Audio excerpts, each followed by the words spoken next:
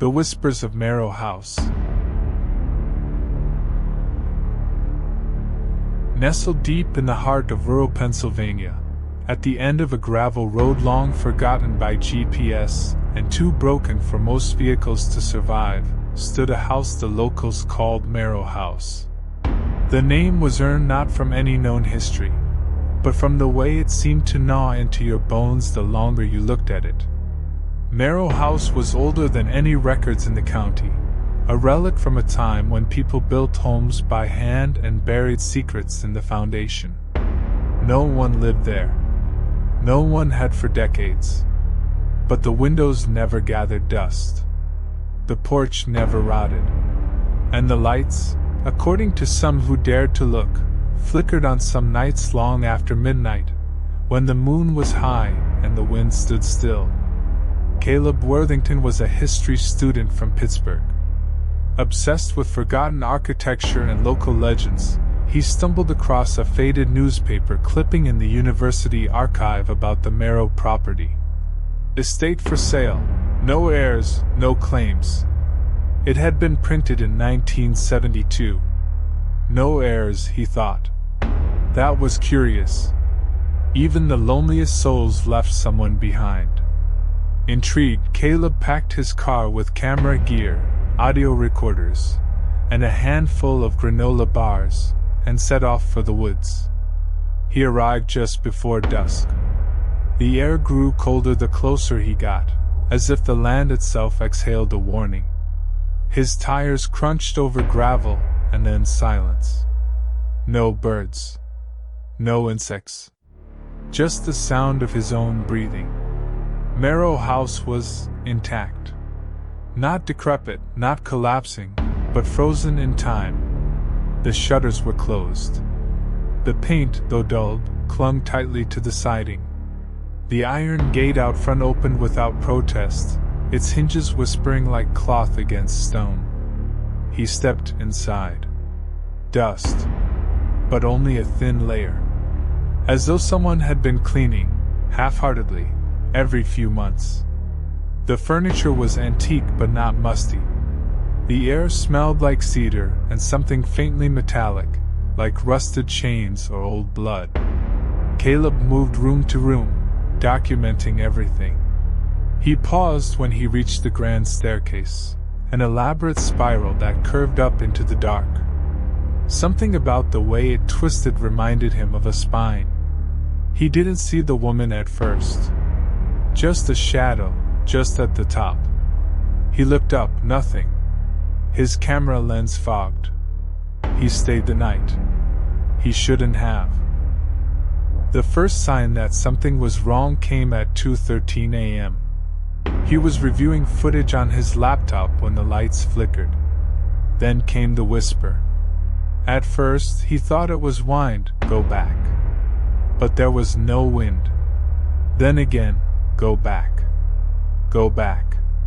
Louder now, a dozen voices overlapping, hissing, pleading. His recorder was still running. The waveform spiked. He stood and turned, shining his flashlight into the hallway. The beam caught a handprint on the wall. It was wet. Fresh. Too high for a child, too small for a man. The front door wouldn't open. Not stuck, locked. From the inside. He hadn't locked it.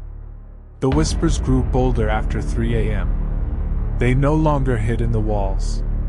They crowded the air, echoing from the ceiling, spiraling down the staircase like invisible fingers. Caleb decided to leave. He packed his gear in a panic, tried the windows. Nailed shut. Tried his phone. No signal. His flashlight began to dim. The batteries were full. Then he heard footsteps upstairs. Deliberate. Slow. Barefoot. "She's awake," a voice said, but not out loud, in his head. Like someone was leaning right into his skull, whispering behind his eyes. He ran into the kitchen. The back door creaked. It was slightly open now, just a crack, as though inviting. He lunged toward it, heart pounding. Just as he touched the doorknob, it slammed shut with a force that shook the room. A child's laugh came from the dining room. He turned. In the corner stood a boy, maybe 7, dressed in 19th century clothes, pale as candle wax. His eyes were hollow, black, endless. The boy raised a hand and pointed upward. "She's in the attic," he whispered. "You should go see her." Caleb screamed and bolted toward the stairs, desperate for higher ground, like an animal chased. Every step moaned. The shadows clung to him like oil. He passed portraits that hadn't been there earlier, twisted faces in golden frames, eyes scratched out. The attic door was open. Inside was a single rocking chair. It was rocking. Empty. Until it wasn't. A woman sat there now. Hair long and stringy, face veiled by shadows. She turned her head slowly, like it hurt. Her voice was barely more than breath. "Do you know why the house is called Marrow?" He couldn't speak. "Because it doesn't take your soul," she said, rising to her feet, bones creaking, dress dragging like burlap. "It takes your bones. Hollow first, then marrow, then memory." She took a step forward. Her face was wrong. Lips stretched too wide. Teeth where they shouldn't be. And she was crying, thick black tears that hissed as they hit the floor. Caleb stumbled back, tripped over something soft. Another body. He turned. It was himself. Dead. Hollow. Eyes wide in terror, jaw cracked open. Desiccated. He screamed. Again. Again. Again. But no sound came out. Morning came. A hiker found Caleb's car at the edge of the road, abandoned, keys in the ignition. They searched the woods for days. Nothing. No footprints. No signs. The house? Wasn't there. Just trees. No foundation, no path, no sign it had ever existed.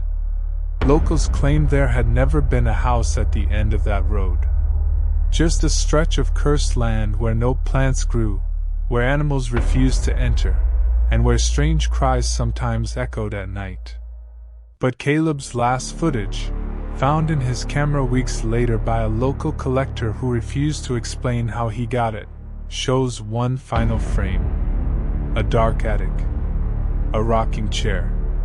And someone, watching from the corner, grinning with broken teeth.